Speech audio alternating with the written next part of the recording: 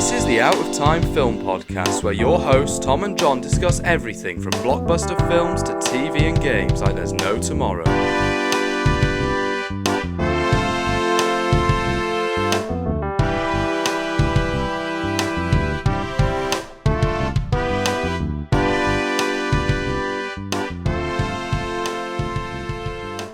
Hello and welcome to the Out of Time Film Podcast. My name is Tom and as always I'm joined with my co-host John, and this week we're talking about Indiana Jones and the Dial of Destiny. Yeah, I hope everyone is doing well. This is the fifth installment in the Indiana Jones franchise. Indiana Jones is such a beloved franchise with such bangers. You got Raiders of the Lost Ark, Temple of Doom, Last Crusade. Last Crusade is my favorite. I love Last Crusade. I agree. It's got so much heart. It's got so much adventure and lots of funny moments, but also there's a lot of emotion into it. Yeah, absolutely. So, full spoilers ahead for anyone who hasn't seen it. Indiana Jones and the Dial of Destiny. Briefly explain the plot for those who don't know. Okay, so daredevil archaeologist Indiana Jones races against time to retrieve a legendary dial that can change the course of history. Accompanied by his godfather, he soon finds himself squaring off against Jürgen Voller, a former Nazi who works for NASA.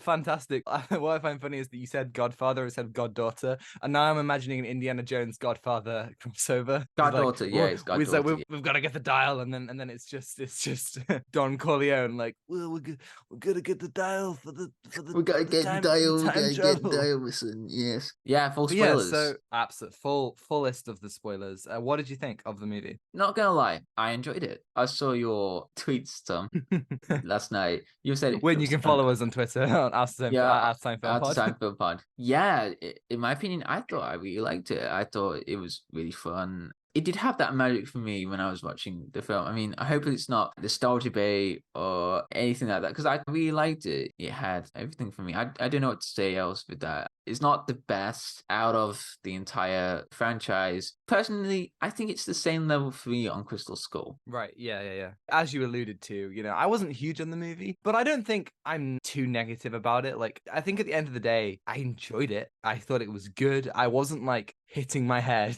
and like, being like, why the whole time. I was just kind of like, this is fun. Like, cool. Like, one of the things that I thought was really telling about this movie, something that I really liked about it, was the comedy. Not necessarily that the comedy was funny all the time. There were definitely moments where I thought, this is great. I was laughing out loud. But I just think it's the fact that the comedy was so effortless. If we compare it to The Flash a couple of weeks ago, which was just so obviously trying to make us laugh every 2 seconds, and it was horrific. But in this, God, it was god-awful. Oh my God. I do not remember that now. Please, Tom, please. Please don't make me go back. But when you please, we were talking about The Flash, you thought we were talking about Indiana Jones. We're talking about The Flash again. But when it came to Indiana Jones, it didn't feel like it was trying to make me laugh. The comedy felt so seamless and effortless. There's something about this movie, almost like a swagger that it has, where it kind of just does things with ease. It never felt like it was trying too hard at any point. And for that, I really applaud it, because it's difficult. It is difficult to make a legacy sequel and not seem like you're constantly trying to bring up stuff from the past. It's like, not too much in your face. It's like, and as you said, it's a reference from the other film. Whoa, is that a massive ball that is gonna crush Indiana Jones? No. In the trailers there are a couple moments where I'm like, oh, this is gonna be painful, and it wasn't. I think all that stuff is really great and refreshing, because we get a lot of these kinds of sequels and it can be really monotonous, even from Lucasfilm themselves. Something like Force Awakens is so like, hey, remember this, remember that, remember this, remember that, remember this, remember like, whereas this doesn't feel like that as much, even though there are obviously callbacks. Yeah, there was a lot of not too much in your face callbacks. You can see that in the opening in New York City. You can look around in the apartment and see there's some callbacks to the early films. But yeah, I thought it was just really good. The comedy, like, it wasn't forced. The jokes landed really well. My favorite was when Indy got it was like the retirement, not prize, like gift. Yeah, it was. Congratulations, you won retirement. Here's your prize. Yes, you won retirement. No. When Indy got the gift when he was about to retire from this university, and he looks at it, he's like, it's such a Harrison Ford to do. He's like, looks at it, he's like, yes, thank you, everybody. And after that, he walks out and just gives that to a homeless person. He's like, hey, do you want to? Just gives it just some random guy. It's like brilliant. Yeah. I love that there's almost a little bit of whiplash at the beginning of the movie because a lot has happened off screen. He's no longer the associate dean of the college. He's now in New York. No Mutt or Marion to be seen. We see that he's actually going to be separated from Marion. I feel like James Mangold came on and was like, yeah, we're going to make the Logan of Indiana Jones here. We're going to make him sad and depressed and grumpy Spider-Man! the whole time. We're going to give him the Spider-Man Hell yeah. At the beginning, I was very much like, I'm not really sure what they're doing here. And I think the most interesting part of the movie is the fact that Indy has lost his family. I really like that angle. And there's a really great moment where he talks to Helena and he's kind of like, there's nothing left for me. And he tells her about what happened to Mutt. Mutt enlisted to make Indy pissed. And then he died in service. And then Indy didn't know how to handle his grief. And Marion was overcome with grief. And the two of them separated. Like, that is so interesting and so cool to explore.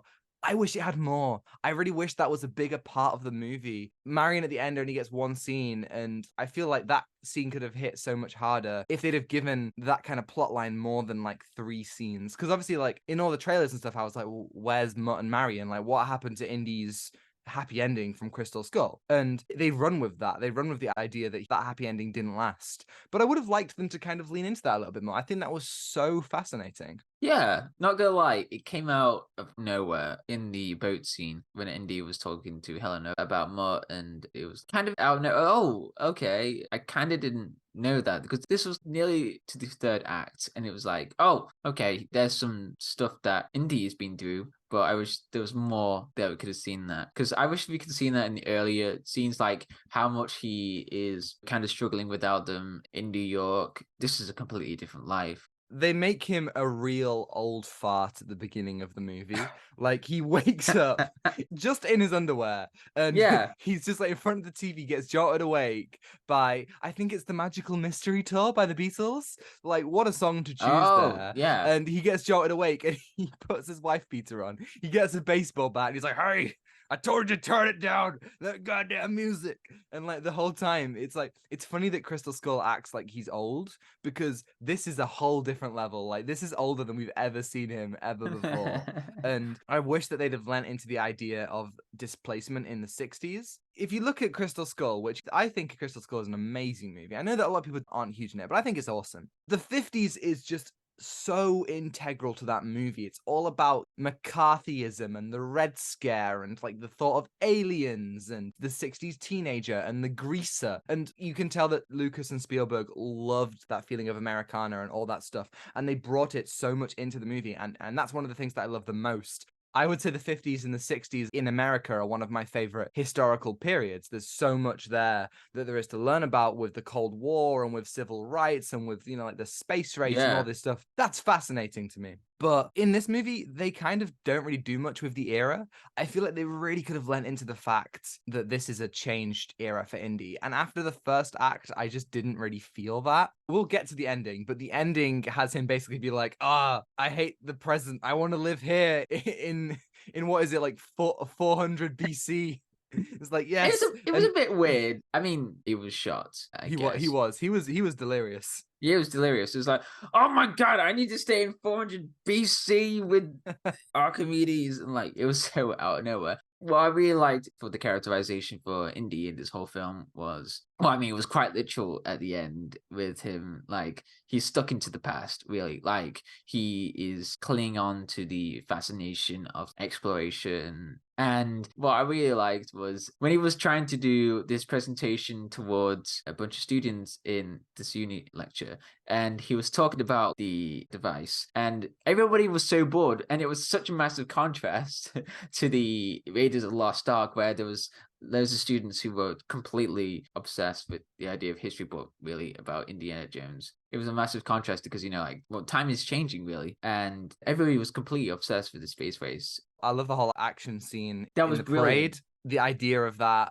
the visual idea of taking us to a big city, because in Indiana Jones, we've never really been to a big Western city before. And I really liked, exploring that a little bit and seeing that. And the way that Indy's kind of getting taken away and he starts like a chant and he's on the horse. That was all really cool. And we kind of also have the idea that, Voller is masquerading as Dr. Schmidt and he's, pretending to be not a Nazi and he's helping make the space program. And I feel like they really could have lent into the fact that a lot of this stuff does kind of have weight to history and not just weight to the actual plot itself. I do think one of the really clever things that the film does is during that lecture, Indy talks about the battle, whether the Romans invade, and Archimedes gives him mirrors.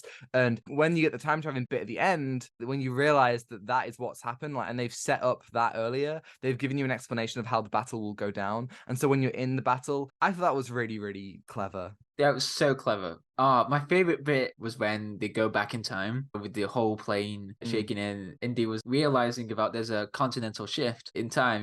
Don't you realize that there's going to be this massive 1 degree angle could turn you back into some other place in time. Not gonna lie, my thought came into my mind what if they go back to the dinosaur age? Wow. And they meet Adam Driver and it all becomes a crossover of 65. I wondered whether it would be like the Speed Force, where they'd travel through time and Indy would see his other adventures in the clouds. He'd see Temple of Doom and Last Crusade and all that, and they'd get footage from the young Indiana Jones adventures, and he'd be like, whoa, we're traveling through time. I thought it would be just like that. Just those literal words oh my god, we're traveling through time. I mean, how many times can Indiana Jones say, oh, I don't believe in any of that mumbo jumbo? Every single film, he's like, it's all fake. I want to just see him be like, oh my god, time travel, and just have a heart attack. Oh my god, that was my favorite bit, when they just go back to time. From the shot of you can see ships battling each other, it's there's something not right. And then the Roman ships, when you get closer to it, and one of the most satisfying things was that these were the Nazis' downfall, because they were just completely obsessed with this idea of the machine and time travel, that they go back to the place where Archimedes created or got the idea of this time travel thing. I love that it was a closed loop as well. What they discover is that the dial can't take you through time. It can only take you back to that point. The dial wasn't a time travel device. It's a device that he wanted to use to get help from the future. It's not like you can go anywhere or any place. It takes you specifically to that point. And I really like that. That was a great twist. Yeah. All the Indiana Jones MacGuffins all don't do what you think they're gonna do. And that's what's so great about the series and the villains. Every villain dies because of their own hubris and their own thought of, Belloc's I can control the power of God. And Mola Ram is I can worship Kali and Shiva won't be mad at me. And Donovan's oh, I can drink from the Grail and I'll be fine. And Spalko's I can take aliens' knowledge. And even in this one, you have Voller being I can travel through time, I can fix the war. And all of them get their demise from that. And what I love about this one is that this is the only Indiana Jones movie. The closest we get is Temple of Doom, but this is the only one where the villain dies because the hero, Helena, just shoots Voller. He doesn't die because his head explodes or anything like that. He dies because she just shoots him and then the plane crashes. I kind of loved how brutal it was. Rightfully so, this movie doesn't hold back on murdering a bunch of Nazis. And it was very satisfying. Yeah, once you watched Inglourious Basterds, there was some similar vibes with that. But I mean, the opening to the film, I really liked that. I really liked the whole opening to Indy and the de-aged Harrison Ford. It was almost a bit jarring when you see a young version of Harrison Ford right there on screen. I wasn't huge on the de-aging. I thought, in some shots it worked, but I think mostly it was a bit jarring. They could have done a real power play and cast Alden Ehrenreich to play the young Indiana Jones for this bit. Obviously, I know that this is post Last Crusade, so he already looks like Harrison Ford, but it didn't work for me, that de-aging. I thought it was pretty good, actually. Yeah, this is our first time to disagree on something. It's a rare one, folks. It's a let rare it one. sink in. Yeah, I thought the opening was a great way to set up with the whole idea of the Antikythera. I love the different action set pieces that we get a lot of nighttime stuff at the beginning. We've never really had any nighttime action sequences like that in Indiana Jones, so it's good this film keeps it fresh. I like the whole train thing, and we have that chase sequence. I think the direction, I just think that it's a shame that James Mangold is taking up the mantle of a franchise directed by Steven Spielberg because his direction, it just doesn't really come close. And he's a good director, but when you compare this to the other Indiana Jones movies, I just think it looked a bit flat. I think the lighting and the color palette, it was comparatively really boring. And I just don't think that that aspect really did anything, especially when the other indie movies look amazing. Yeah, interesting. There was some direction in the story that was a bit weird. I know what you mean, but I don't think that really bothered me as much because Good. I mean it had the same elements to Crystal Skull. I mean the magic was there.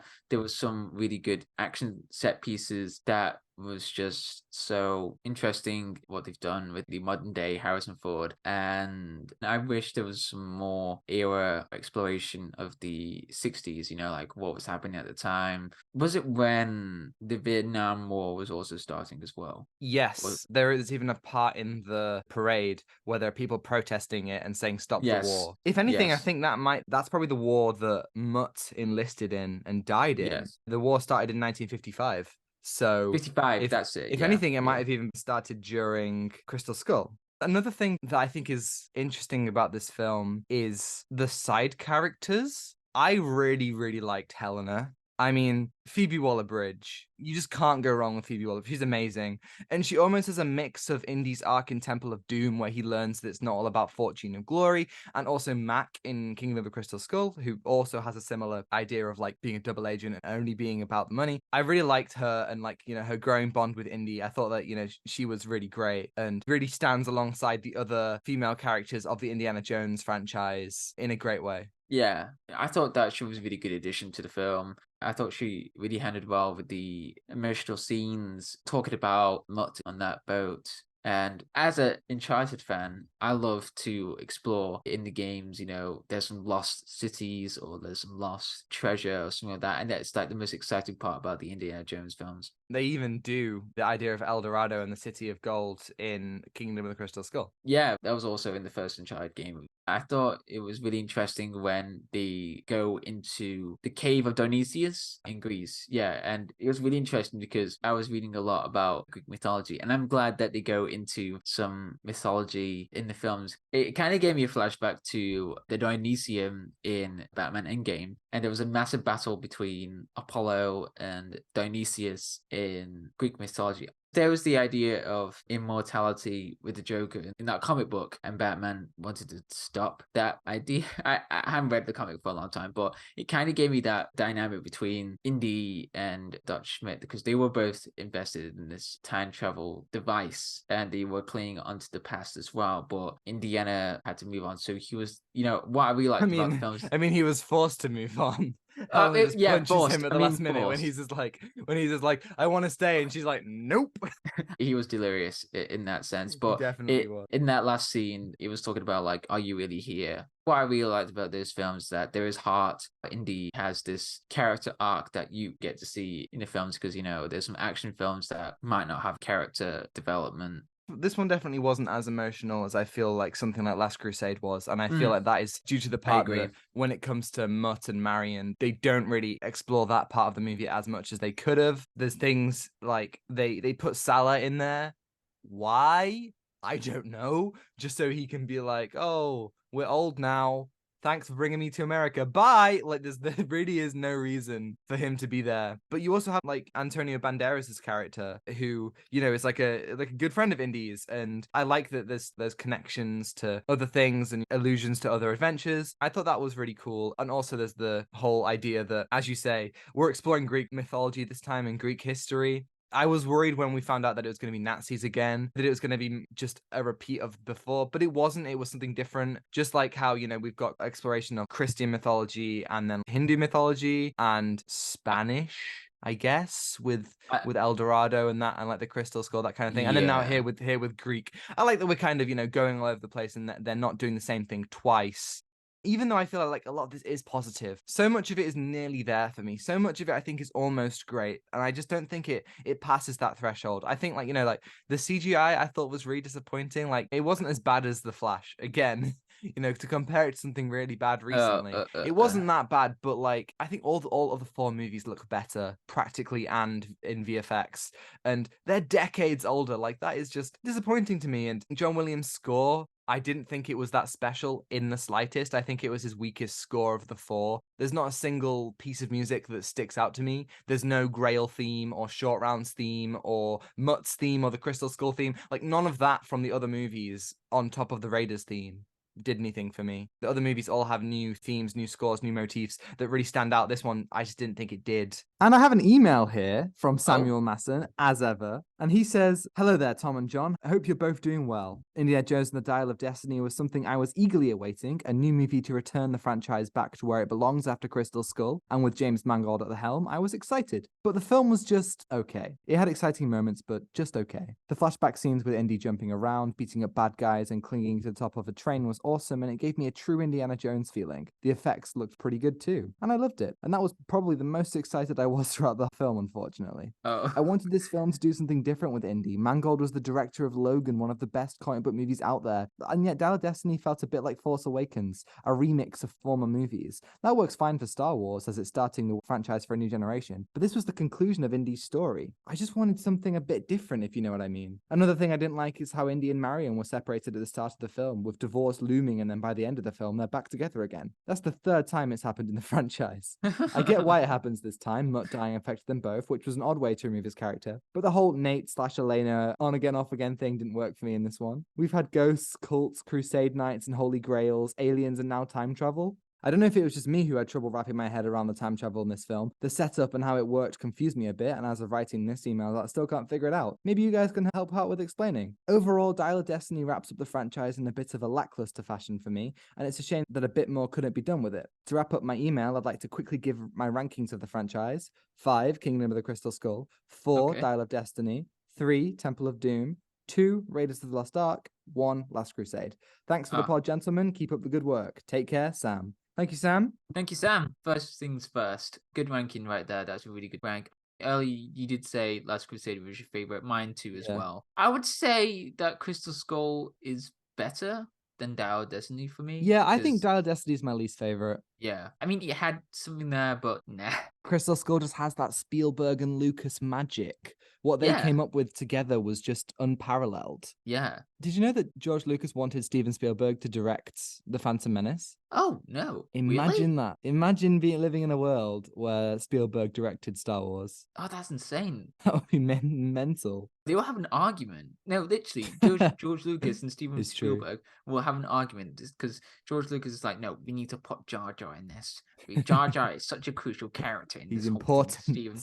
He's important, Steven. He's important. Yeah, he'll do everything in his power to get Jar Jar Binks back. I'm a Jar Jar fan, what can I say? But, I mean, in terms of Sam's email, I agree that it did feel a little bit lackluster for me. I think there's a similar vibe to Force Awakens, in the sense that it doesn't really do a whole lot new. It has that indie formula, and it doesn't really try to push that. And I don't know if it should have or if it shouldn't have. I think Sam definitely thinks that it should have been, and that Mangold should have given something more like Logan, something more out of the box. I think that could have really worked, but at the same time, that also could have felt a bit derivative of Logan, maybe. Yeah, I mean, Mangold likes to finish things with characters. I mean, Logan, and then now Indiana Jones.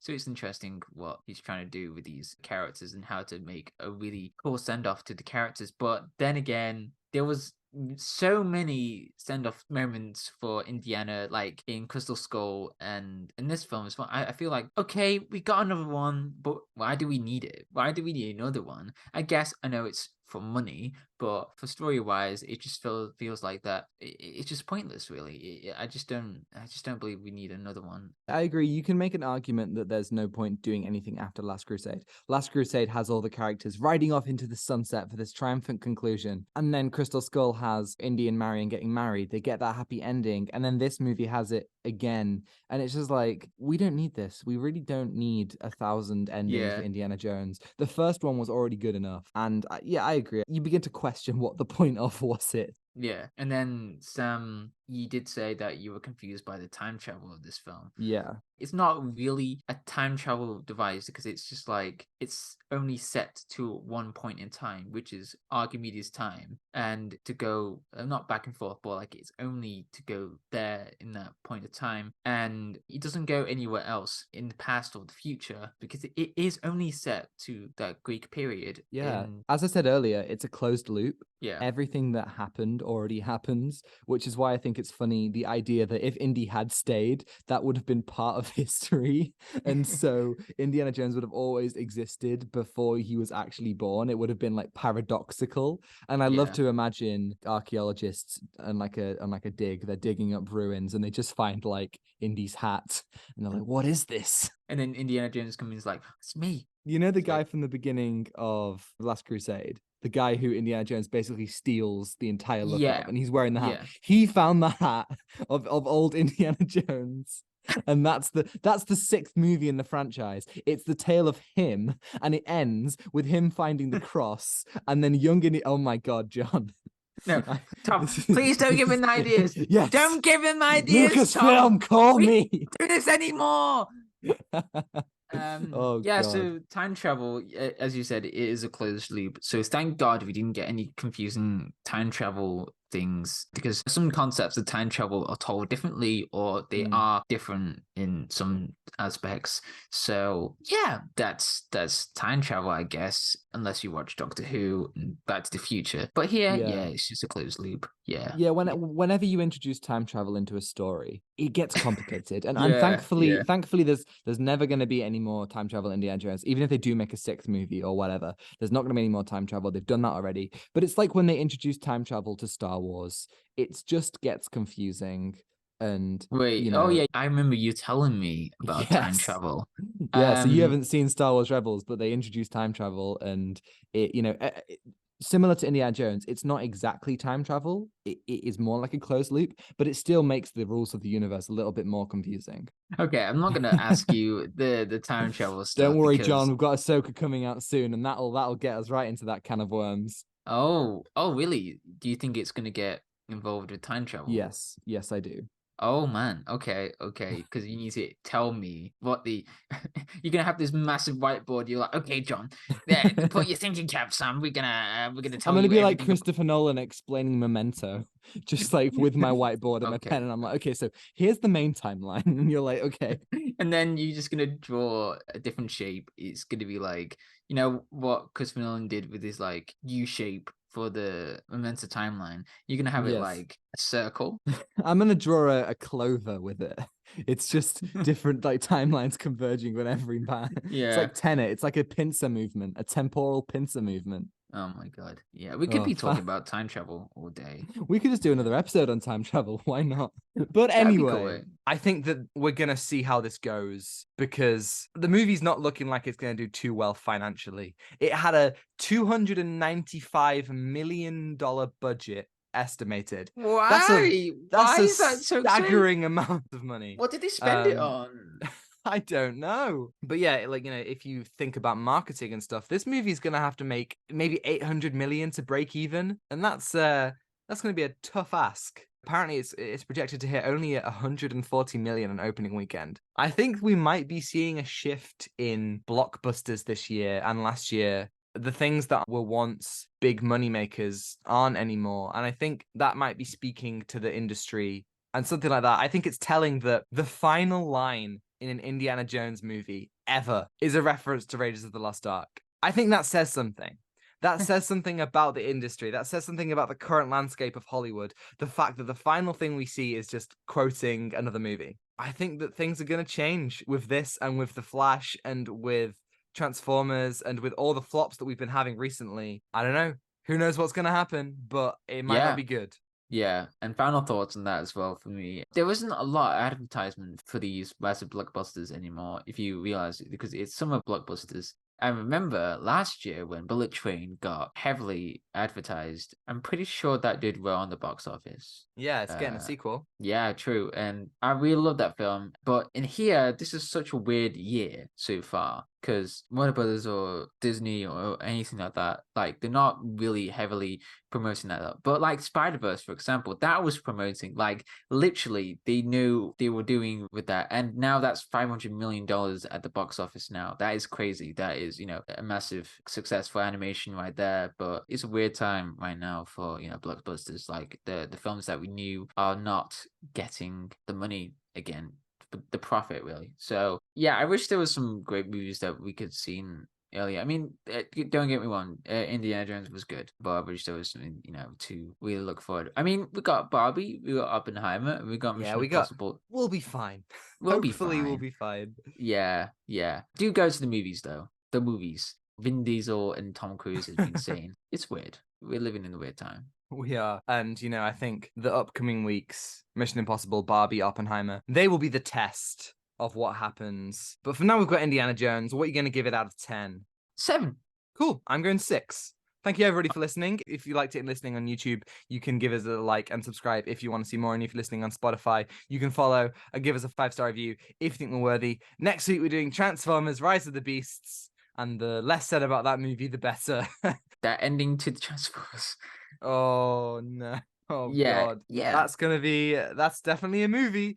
And you can send us an email at outstimefilmpod@gmail.com. Let us know your thoughts on Transformers and ask us any questions. We will answer it right here on the podcast next week. And you can follow us on Instagram at outstimefilmpod to see our incredible thumbnails from Zain Afzal, on Twitter for more thoughts from me, and TikTok to see edited clips, which are also on Instagram Reels and YouTube Shorts. And you can find links to all that in the description below. Thanks to Jones-Meyer for the excellent theme and Ronan Phillips for vocals, as always. And I think that's everything. Yes, that's everything. Take what you're given. Give nothing back. Goodbye. Goodbye.